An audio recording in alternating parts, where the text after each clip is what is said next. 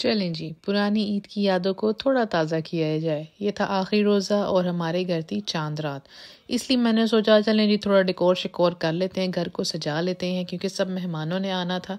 तो हमने लिए बहुत सारे गुब्बारे और मैंने बिठाए अपने साथ बच्चे और हमने फुलाए गुब्बारे गुब्बारे फुला फुला फुला फुला फुला फुला जी साढ़े ते फेफड़े रह गए। तो बच्चियां ने एंड च हथ खड़े करते थे, माँ ए तेरा ही हौसला है, तू भुला ते सानू माफ़ कर दे। मैं भी क्या शशके रोज़ थोड़ी होंदे हैं, ਉਹ ਵੇਲਿਆ ਬੰਦਾ ਦਾ ਕੰਮ ਹੈ। ਹੁਣ ਸ਼ੁਰੂ ਕਰਤਾ ਤੇ ਮੁਕਾਓ ਜੀ। ਫਿਰ ਅਸੀਂ ਗੁਬਾਰੇ ਲਾਏ ਇੱਥੇ ਉੱਥੇ ਜਿੱਥੇ ਵੀ ਸਾਨੂੰ ਜਗ੍ਹਾ ਮਿਲੀ ਅਸੀਂ ਗੁਬਾਰੇ ਲਾਈ ਗਏ।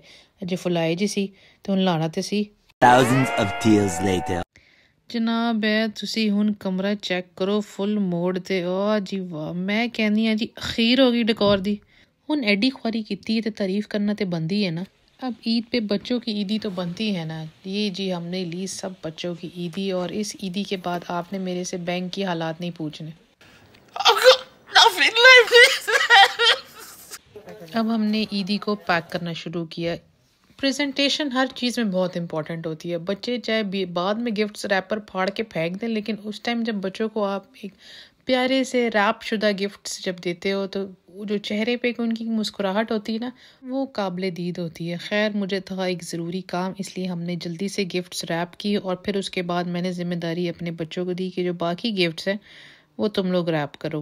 इसलिए क्योंकि मैंने कुछ ज़रूरी सौदा लेने जाना था बाहर। क्योंकि ये बात देसी होने की बहुत बड़ी पहचान है कि हमने दावत वाले दिन तक कुछ ना कुछ लेना लाजमी होता है, क्योंकि मैं आखिरी टाइम तक चीज़ें जो हैं वो याद आती रहती। ओए होए होए ए भी रह गया तो ए भी लेना सी। मस्त जोक मारा रे, ये हंस रहे हलकट हंस। हमने लिए जी टमाटर है साढ़े अढ़ाई भरा वाली गंढे दी बोरी ते ए धनिया वेखो होए होए किन्ना को हरा है।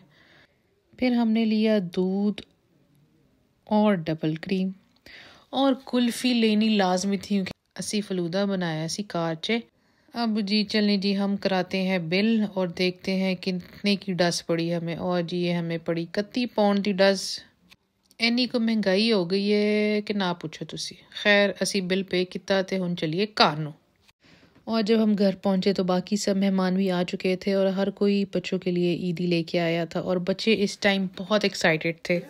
अब जी शुरू होता है हमारा मेन इवेंट और अब बच्चों के चेहरों की खुशी से ये अंदाज़ा लगा सकते हैं कि क्या इवेंट है। हाँ जी, ये था बच्चों की ईदी इवेंट। यहाँ हर फैमिली बच्चों को उनकी ईदी टर्न बाय टर्न दे रही थी। इस वक्त तो मेरा दिल कर रहा था कि मैं भी एक बच्चा बन जाऊँ। मतलब यार इतने गिफ्ट्स।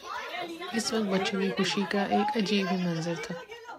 बच्चों की मुस्कुराहट में एक अजीब सा सुकून होता है। वो कहते हैं ना, अच्छे लगते हैं मुझे शोर मचाते बच्चे, इनको देख के लगता है कि दुनिया खुश है।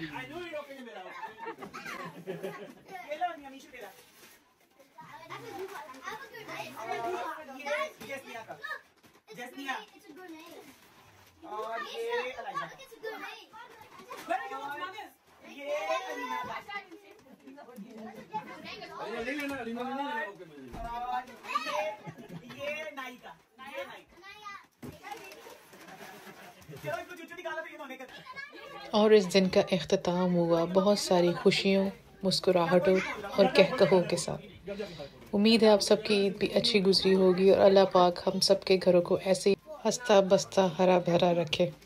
ये थी मेरी ईद परदेस में और जाते जाते यही कहूँगी कि हमेशा खुशियाँ बांटें, क्योंकि खुशियाँ बांटने से बढ़ती हैं और उनमें मज़ीद इजाफा होता है। जिसके साथ भी हो सके अपनों से, परायों से, रिश्तेदारों से, पड़ोसियों से, राह चलते लोगों के साथ अपनी खुशियाँ ज़रूर बांटें। अपनों के लिए तो हम बहुत कुछ करते हैं, लेकिन जब किसी पराये के चेहरे पे आपकी वजह से मुस्कुराहट आती है तो आपको अंदाज़ा भी नहीं कि उस रब्बुल इज़्ज़त की तरफ से आपकी गोद में कितनी और खुशियाँ मज़ीद भर दी जाएंगी।